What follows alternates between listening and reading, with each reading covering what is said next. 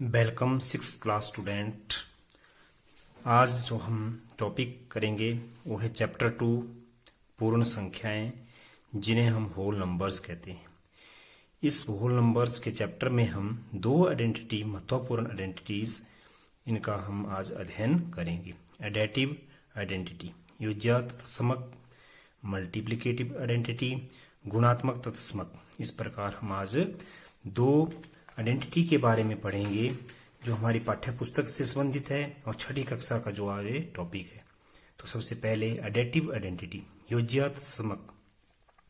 तो यहाँ पे हम किन संख्याओं के बारे में पढ़ रहे हैं? वे हैं पूर्ण संख्याएं। पूर्ण संख्याओं को हम निरूपित करते हैं W के द्वारा। तो पूर्ण संख्या कहाँ से आरंभ होती है? 0, 1, 2, 3, 4, 5, 6 और आगे अनंत तक। पूर्ण संख्या हमेशा पॉजिटिव होती हैं, नेगेटिव नहीं होती हैं। इस प्रकार की पूर्ण संख्याएं, जब किसी भी पूर्ण संख्या में शून्य को जोड़ा जाए तो परिणाम वही पूर्ण संख्या प्राप्त हो जाए, तो यहाँ शून्य तत्समक अवयव आइडेंटिटी एलिमेंट कहलाएगा।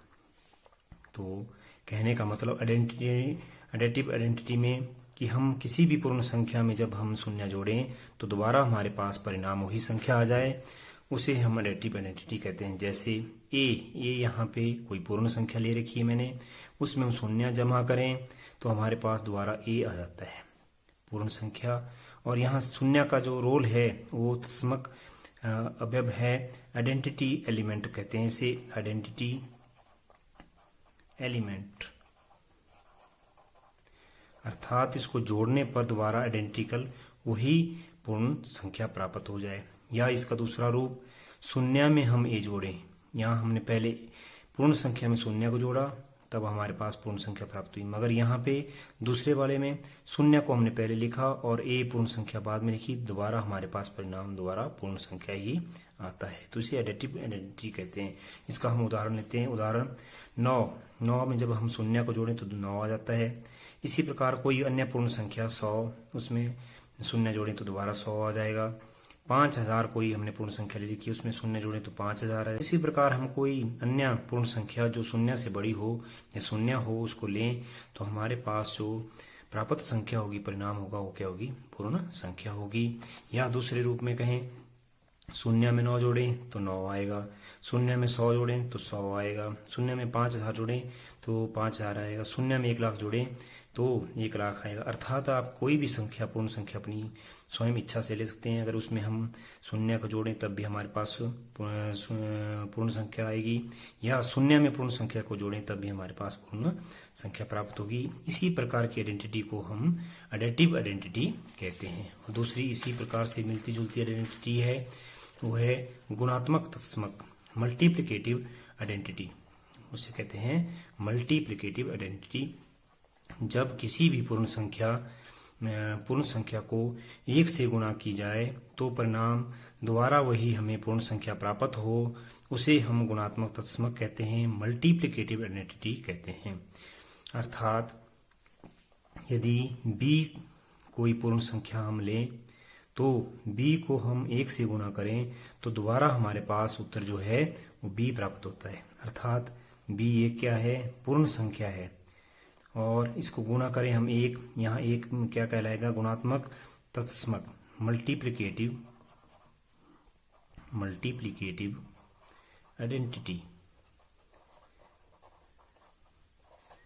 इसको हम गुणा करें, b को पूर्ण संख्या को 1 से गुणा करें तो दोबारा हमारे पास b प्राप्त होता है।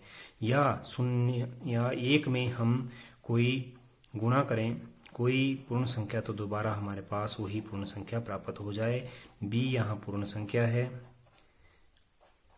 और जब हम इसको 1 से गुणा करें अर्थात गुणात्मक तत्समक से गुणा करें तो दोबारा हमारे पास वही b प्राप्त, जो कि एक अपने आप में एक पूर्ण संख्या है, वो दोबारा हमें पूर्ण संख्या प्राप्त हो जाए, तो इसे हम मल्टीप्लिकेटिव आइडेंटिटी कहेंगे। उदाहरण 7 गुणा 1, 7 एकम 7।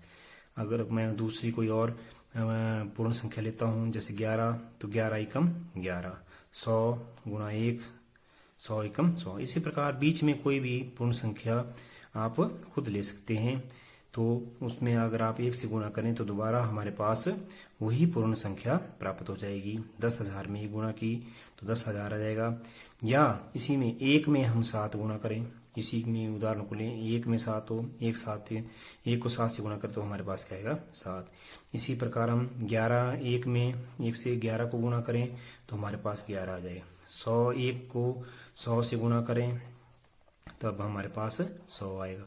इसी प्रकार हमारे पास 1 को हम मान लो 1 लाख से गुणा करें तो हमारे पास क्या आ जाएगा 1 लाख आ जाएगा। अर्थात कहने का कि हम किसी भी पूर्ण संख्या को 1 से गुणा करें या 1 को उस पूर्ण संख्या से गुणा करें तो हमारे पास दोबारा वही आइडेंटिकल वही संख्या पूर्ण संख्या हमें प्राप्त हो जाती है। तो उसे मल्टीप्लिकेटिव आइडेंटिटी कहते हैं। यहाँ 1 का रोल जो है, 1 का जो भूमिका है वो गुणात्मक तत्समक के रूप में है, आइडेंटिटी एलिमेंट के रूप में है। तो 1 और 0 के बारे में आज हमने पढ़ा।